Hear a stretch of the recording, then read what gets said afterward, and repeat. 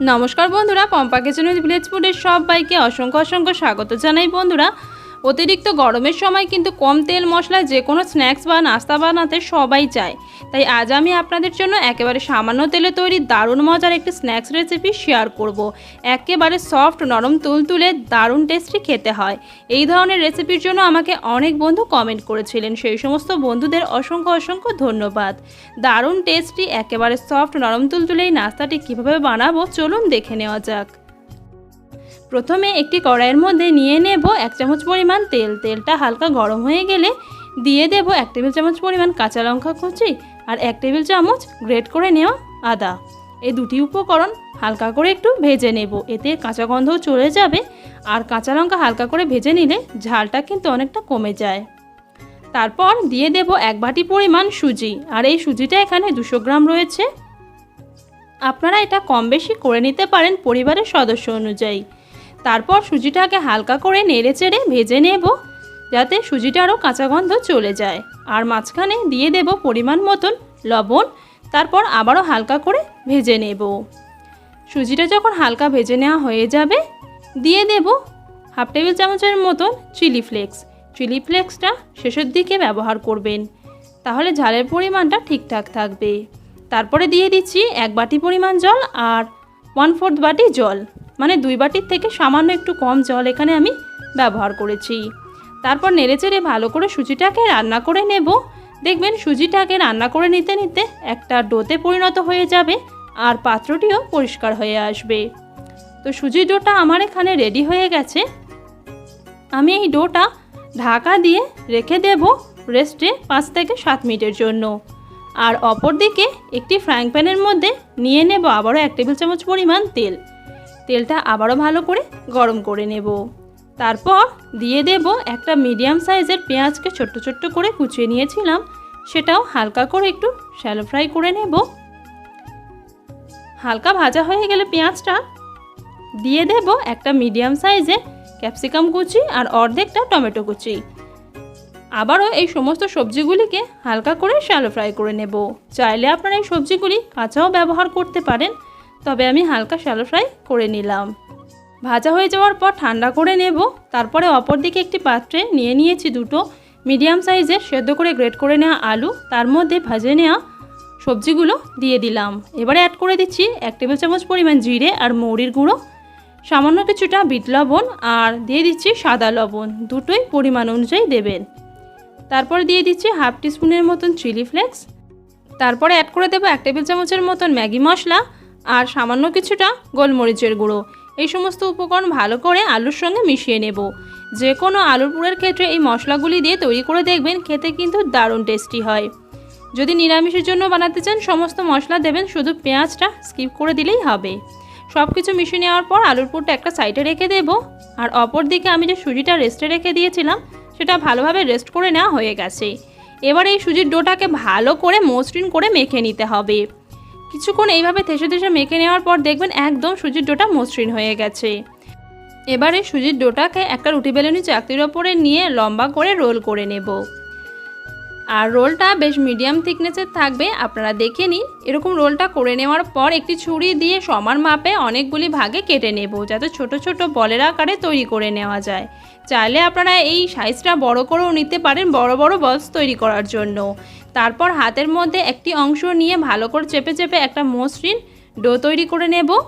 এবারে আমি এই মসৃণ একটি ডো থেকে একটি বাটির আকারে তৈরি করে নেব, ঠিক এইভাবে যেভাবে পুলি পিঠে তৈরি করা হয়। তারপরে একটু চটপটা বানিয়ে নেওয়ার জন্য কিছুটা টমেটো সস মাঝখানে দিয়ে দিলাম। আর আগে থেকে যে আলুর পুরটা রেডি করে নিয়েছিলাম তার থেকে ছোট্ট একটা বল বানিয়ে নিয়েছি। মাঝখানে বসিয়ে দেওয়ার পর এবারে মুখটা ভালো করে সিল করে দেব। আর এই কাজটা একটু সাবধানতার সঙ্গে করতে হবে, না হলে কিন্তু এই বলসগুলো ফেটে যেতে পারে। তারপর আবারও হালকা হাতে ভালো করে একটা বল তৈরি করে নিতে হবে। আপনাদের সুবিধার্থের জন্য আরও একটা আমি আপনাদের বানিয়ে দেখিয়ে দিচ্ছি।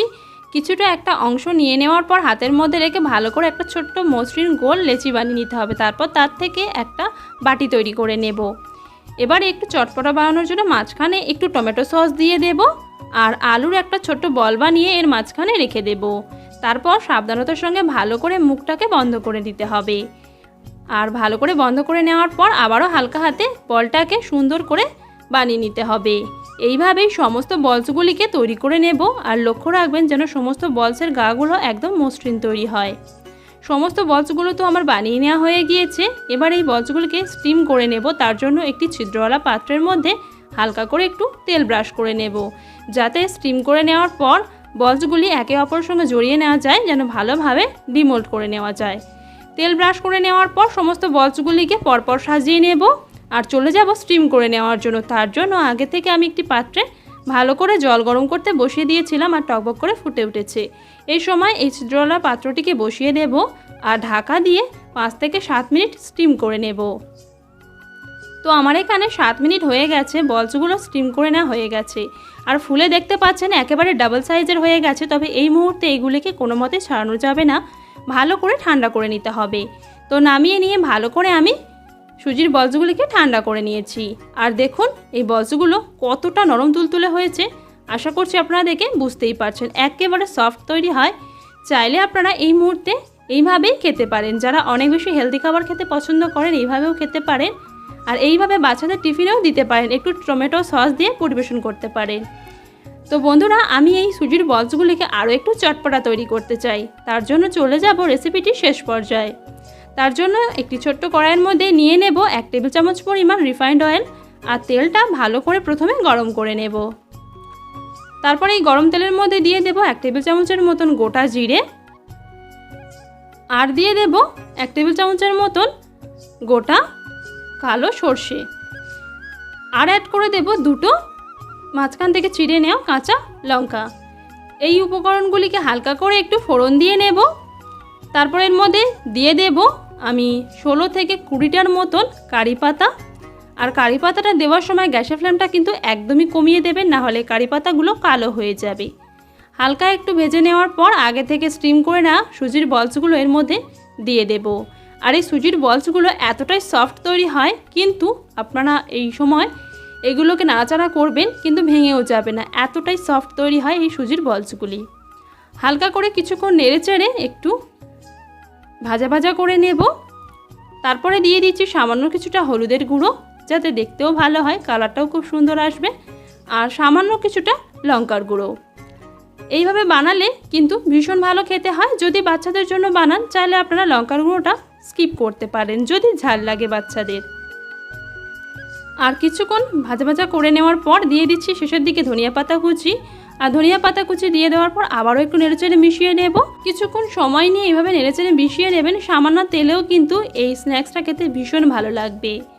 তারপরে একদম শেষ পর্যায়ে গ্যাসের ফ্লেমটা অফ করে দিয়ে একটি লেবুর 4 ভাগের 1 অংশ নিয়ে নিয়েছি আর সমস্ত লেবুর রসটার মধ্যে দিয়ে দিলাম।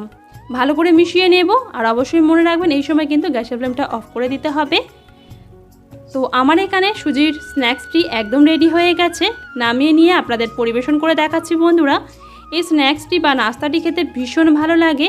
চাইলে সকাল সন্ধেবেলা বাচ্চাদের টিফিন, বড়দের টিফিনের জন্য আপনারা বানাতে পারেন। ভীষণ টেস্টি খেতে হয় আর একদম সফট নরম তুলতুলে হয়। একবার হলেও বানিয়ে দেখবেন বন্ধুরা। আর আমার রেসিপি কেমন লাগলো অবশ্যই কমেন্টে জানাবেন। যদি ভালো লেগে থাকে চ্যানেলটিকে অবশ্যই সাবস্ক্রাইব করে রাখবেন, একটি সুন্দর করে লাইক দিয়ে দেবেন আর আপনাদের আত্মীয় পরিজন বন্ধুদের মধ্যে অনেক অনেক শেয়ার করবেন। দেখা হবে আবারও নেক্সট ভিডিওর সাথে। ধন্যবাদ।